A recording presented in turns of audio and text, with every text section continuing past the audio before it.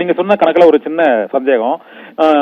பாட்டாளி மக்கள் கட்சிக்கு அதிமுக பாஜக தவிர வேற ஆப்ஷன் இல்லையே சார். இப்போ திமுகவுல கூட்டணி கட்சிகளுக்கு அந்த கதவுகள் அடைக்கப்பட்டிருக்கிறது, அங்கு விடுதலை சிறுத்தைகள் இருக்கிறாங்க. அது நீங்கள் போட்ட அந்த சோசியல் இன்ஜினியரிங் கணக்குல 1 இயர் நான் 1 இயர் என்ற வாக்கு பிரிவு இந்த வட மாவட்டங்களில் ஒரு 15 மாவட்டங்கள்ல, வட மாவட்டங்கள் மேற்கு மாவட்டங்களில் சில மாவட்டங்களில் மட்டுமே இந்த வன்னியர்கள் அடர்ச்சியாக உள்ள இடங்களில் பாட்டாளி மக்கள் கட்சி இந்த குறிப்பிடத்தக்க வாக்குகளை வாங்குகிறது.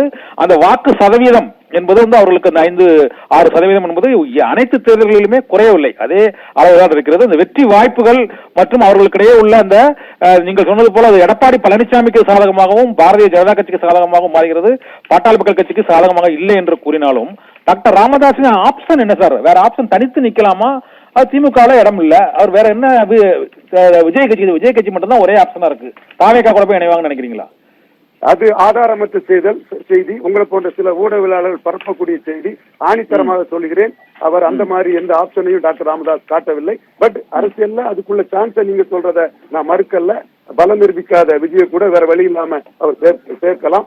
ஆனால் அவருடைய சீடரும் அவரால் அரசியலில் வளர்க்கப்பட்ட சீமானை அவர் மதிக்கிறார். தன்னுடைய நில பட்ஜெட்டை சீமானுக்கு அனுப்பி வைத்துள்ளார், தன்னுடைய விவசாய பட்ஜெட்டை சீமானுக்கு அனுப்பி வைத்துள்ளார், தன்னுடைய மாநாட்டிற்கு சீமானுக்கு அழைப்பு கொடுத்தார், விஜய்க்கு அழைப்பு கொடுக்கவில்லை. சீமான் மீது உள்ள ஊடக விரோதமும் விஜயை தூக்கி நிறுத்த வேண்டும் என்ற சிலரின் எண்ண ஓட்டமும் தரவுகளில் இன்று பல விஷயங்களை பேச வைக்கின்றன.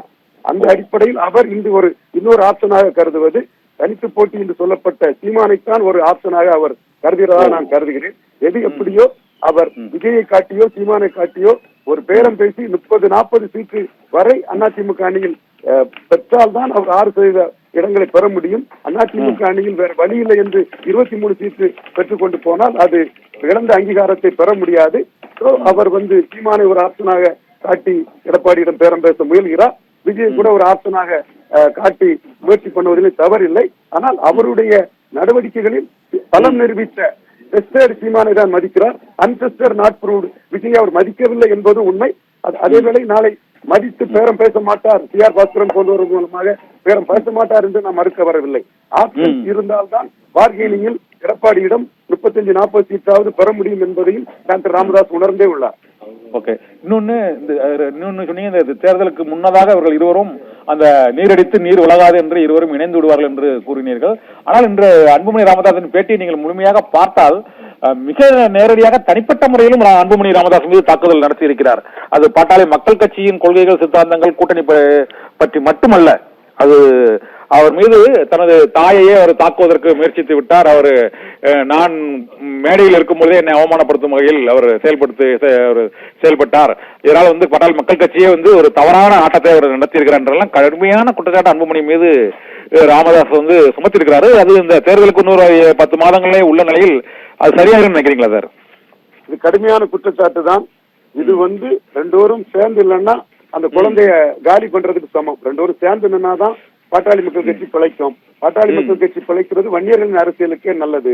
அது டாக்டர் ராமதாஸால தான் திண்டிவனம் வெங்கட்ராமன் கேபினெட் மினிஸ்டர் ஆனாரு. ஜெயலலிதா ப்ரோ வன்னியர் ஆண்டி ராமதாஸ் பண்ணி 8 வன்னியர்களை கேண்டிடேட்டா போட்டது காரணமே பாட்டாளி மக்கள் கட்சியும் டாக்டர் ராமதாஸ் தான் காரணம். காமராஜ் காலத்துல அவர் ஒரு வன்னியருக்கு தான் எம்பிடிக்கு சீட்டே கொடுப்பாரு.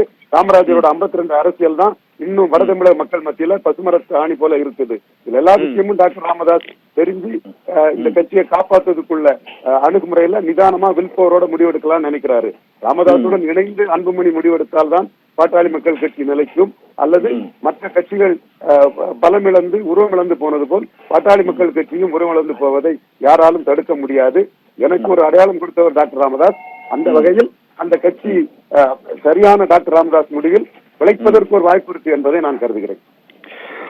நன்றி சார். ரவீந்திரன் துரைசாமி, நீங்களும் ராஜ்யசபா எம்பியாக வருங்காலத்திலாக வாழ்த்துக்களை தெரிவிக்கிறோம். பாட்டாளி மக்கள் கட்சி தொடர்பாக எங்களோடு பல்வேறு கருத்துக்களை தெரிவித்தமைக்கு மிக்க நன்றி சார்.